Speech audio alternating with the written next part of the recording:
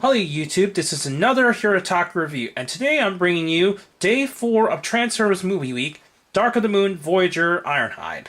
Now, Voyager Ironhide, well, Dark of the Moon, Voyager Ironhide, the only reason why I got this figure is because, even though I really love the original movie Ironhide figure, unfortunately, over time, this exact design panel on that version snapped off. So, now I no longer had an Ironhide, so I decided I'm going to get this version.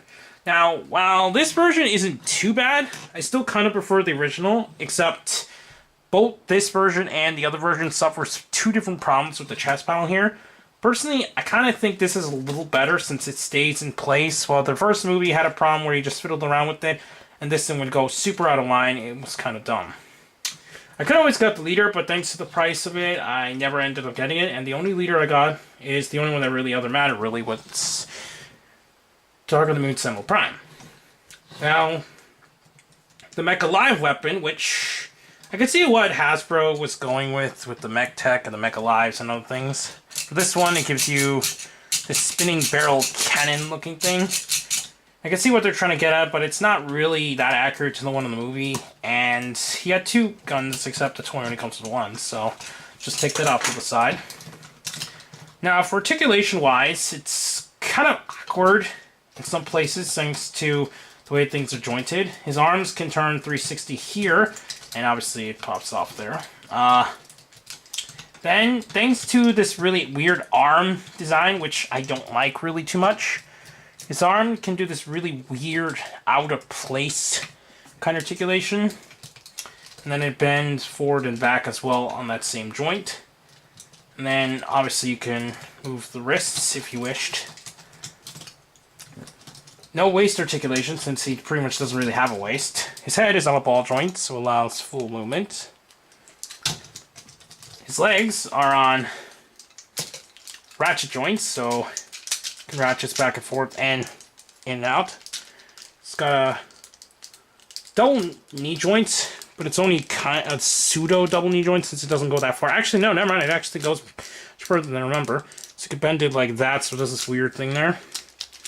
Then the feet on a ball joint, so allows full movement.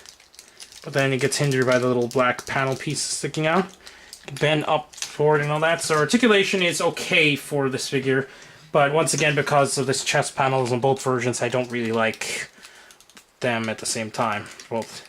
And also another thing that's weird is that he's got this really weird wing kind of thing going on. But still pretty decent overall. His transformation is rather simple, actually. All you do is move this out. And then pull this down. Actually, no, you pull this inside the body.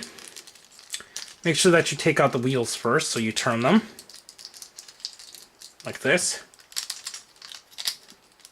The wheels inside is what kind of makes this joint kind of weird, where the chest goes down like that. But anyways, it's kind of like almost an auto morph gimmick in a sense, because of the way that things slide in. So you just kind of line everything. Lines outward like this. Just pegs them together. Then you're going to turn these little panels here. So now you almost got a full front word there. As you can see, most of the thing is kind of like a pseudo automorph gimmick. You're going to turn these around so that the little grill pieces face outward. Make sure that you just turn them around in a certain way.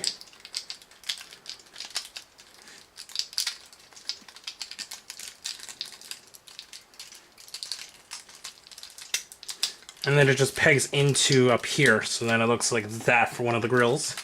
You do the same for the other side, and it would be nice if it doesn't pop off the ball joint. Happens when you roughhouse it just a tad bit when you transform it.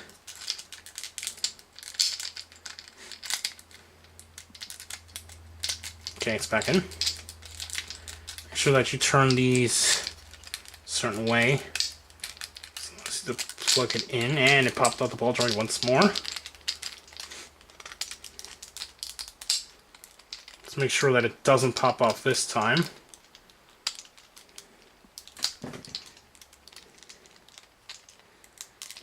Okay, there. It's going to Now turn these so that allows you to pull it in. Didn't have that much trouble in the past with transforming this part. But it can be a bit tricky on the way how the arms turn and so on, and once again the ball joint. This ball joint's really starting to get on my nerves right now. I don't know why it's having so many issues. Normally isn't this bad, and in fact it's never been this bad before. So, I think it's just rather tight right now. Ah, come on. Why does it keep doing that? Okay.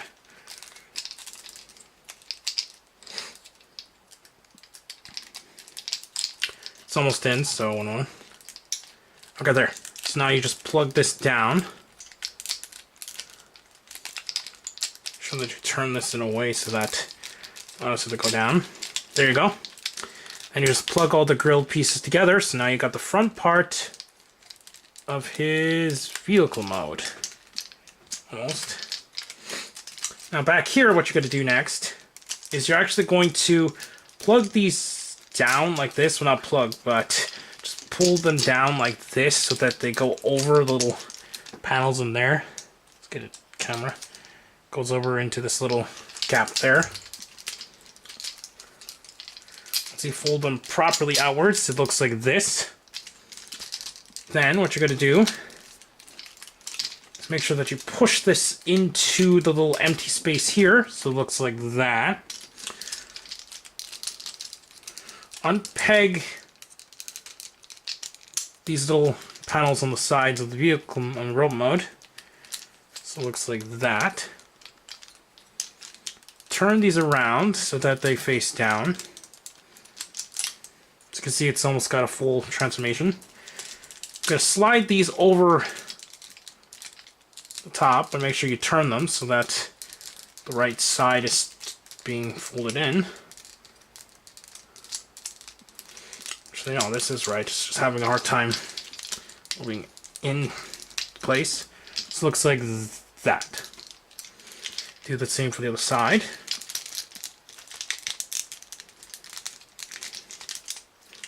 Okay, so you almost got the full vehicle mode. Next is just plug these together. This, and then you pull these panels outward, which will create the back of the truck. It kind of slides over here. So I almost got the full truck mode, as you can see. Just peg everything together. Make sure that all the panels are aligned. That's one thing I don't really like the movie formats at times, is that the paneling on these things can be quite a pain to get aligned and properly attached. Okay. Come on. Okay, there. Plug them in. Let's plug this back together.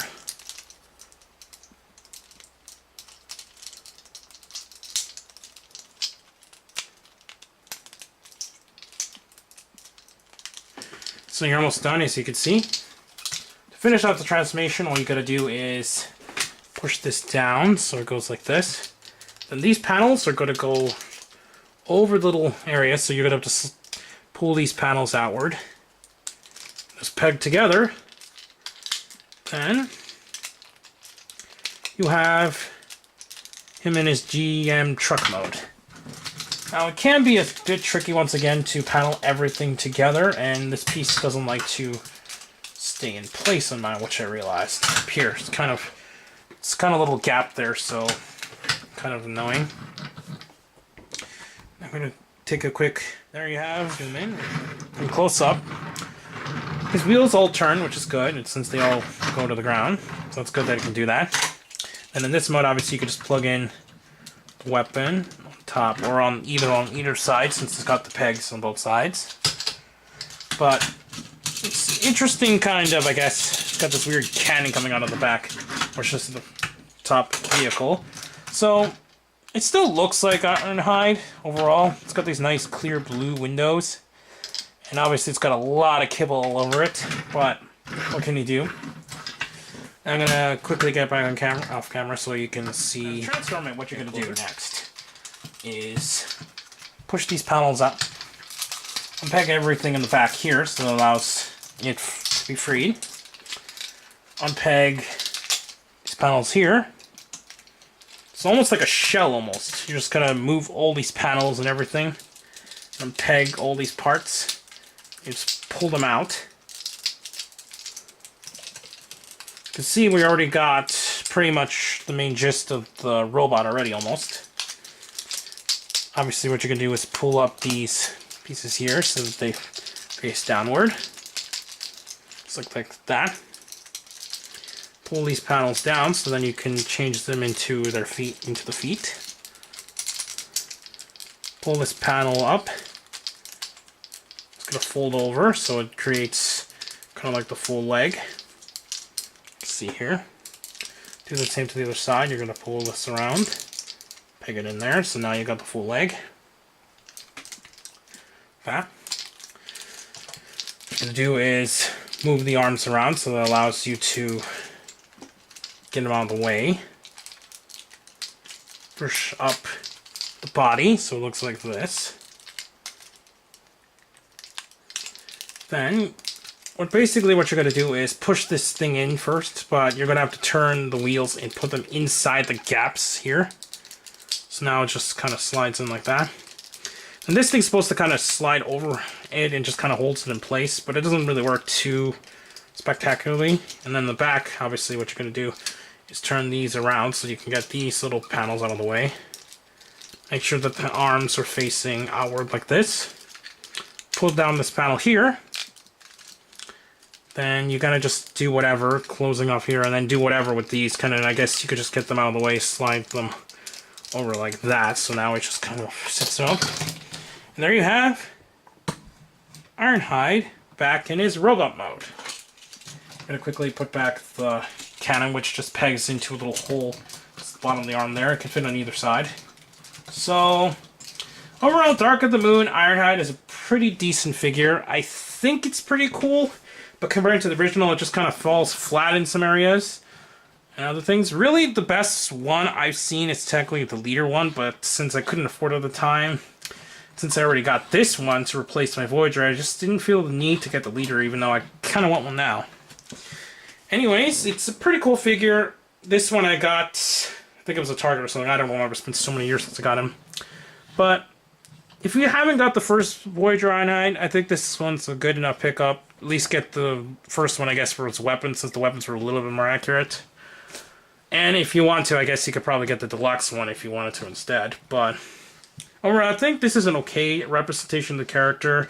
Just kind of sucks what happens to Ironhide in Dark of the Moon for those who haven't watched it. But it's still pretty cool overall, and it's pretty worthwhile. Anyways, please comment, subscribe, check out Toko News, Herotaku, Raiju Neon, and the channels down below. And it's to YouTube. Bye.